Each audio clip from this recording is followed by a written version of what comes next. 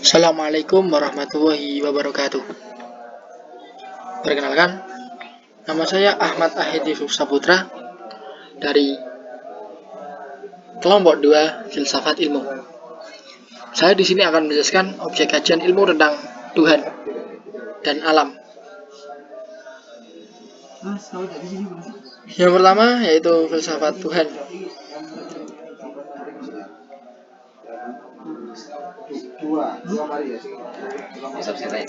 Apa itu yang disebut filsafat Tuhan?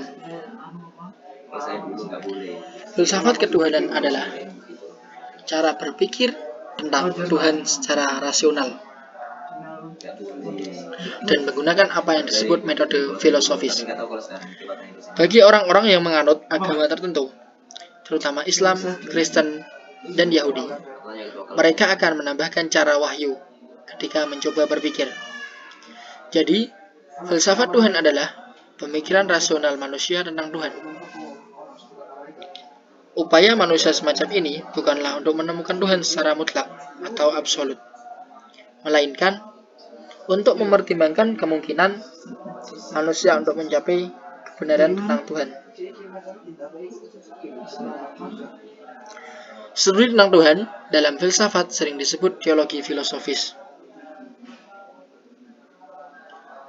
Teologi filosofis ini bukan untuk menguji Tuhan sebagai objek, melainkan keberadaan alam semesta ini, yaitu makhluk, karena Tuhan hanya dianggap sebagai penyebab pertama, bukan pada dirinya sendiri.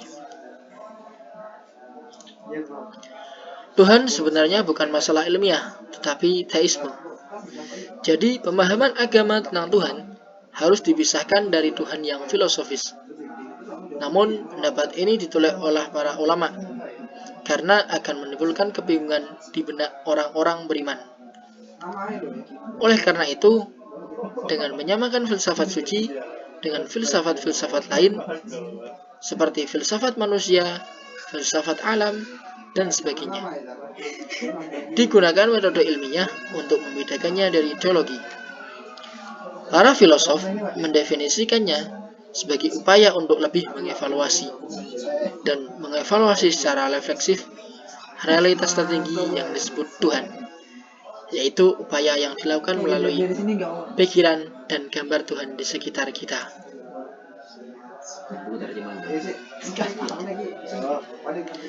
Filsafat Tuhan menurut Descartes adalah berawalnya dari fungsi iman. Fungsi iman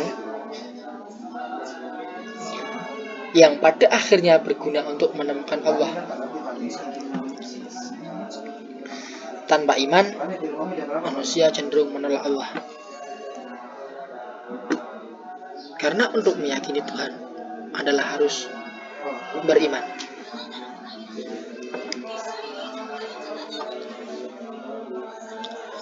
Ada dua hal yang bisa ditempuh agar bisa meyakini adanya Allah.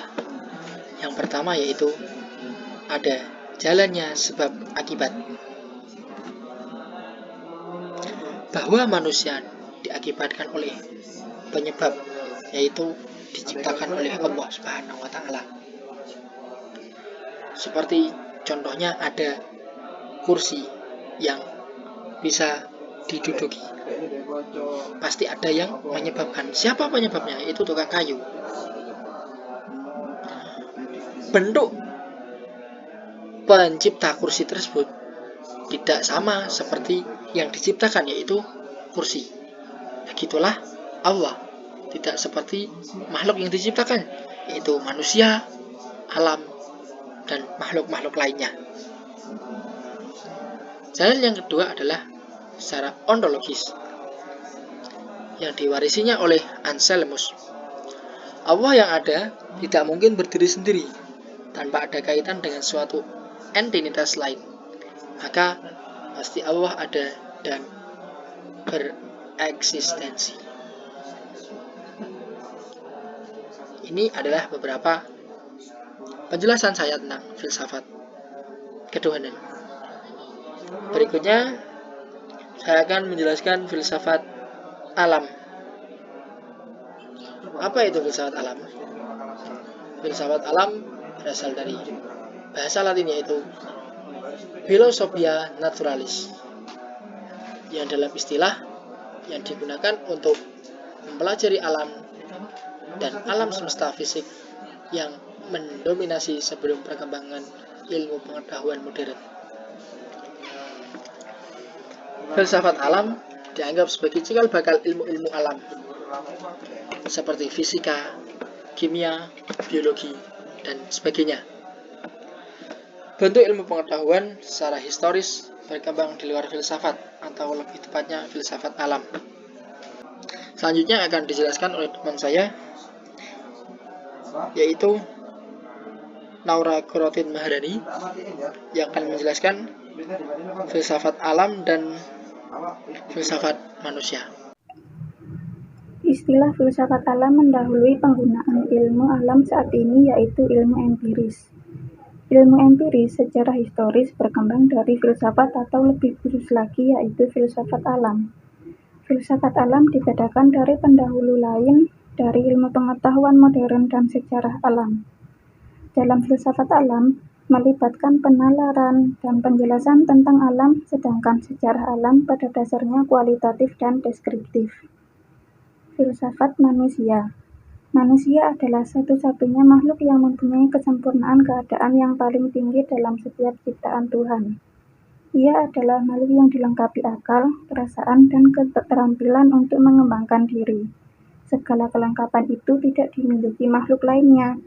Sesungguhnya seluruh manusia memiliki kedudukan yang tinggi dalam tatanan kosmologi, sehingga setiap individu harus memperoleh perlakuan dan hak-hak dasar yang sama. Nilai-nilai dasar manusia merupakan dimensi-dimensi kemanusiaan yang sudah melekat dalam diri manusia sejak lahir. Adapun dimensi-dimensi yang dimaksud ialah dimensi materi, keyakinan, moralitas, kepemilikan, kreativitas, dan rasionalitasnya.